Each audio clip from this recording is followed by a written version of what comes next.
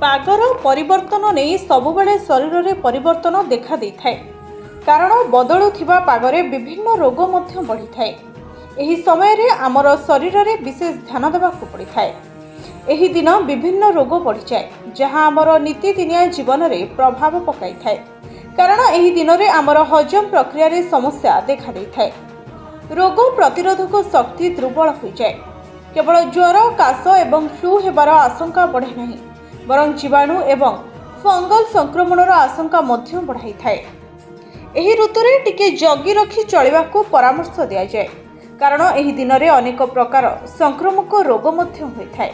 ता सहित खाद्यपेय प्रति भी जत्नवान हेबाकू कहा जाए। बाहर जिनिस न खाइबाकू कहा जाए। तेबे वर्षा दिने घरे मध्य रोषेई करी किछि खाद्य खाइबाकू मना करा जाए। कारण वर्षा दिने एगुड़ी को खाइले देह खराब हुए बोली कहा जाए।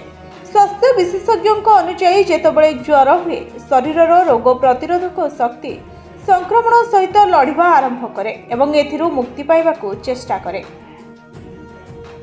जेउथिपाई शरीरर अनेक शक्ति खर्च हुए एवं शरीरर जलीय अंश मध्य निर्गत हुए।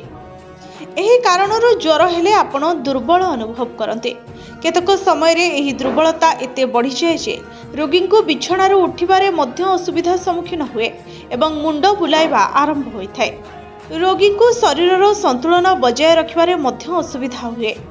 तेणु एही दिन रे निजर रोग प्रतिरोधक शक्ति वृद्धि करबा पई सुस्थकर फल खांतु। निजको सुस्थ रखिबा पई सम परिमाण रे पानी पीवा सह व्यायाम मध्य करंतु।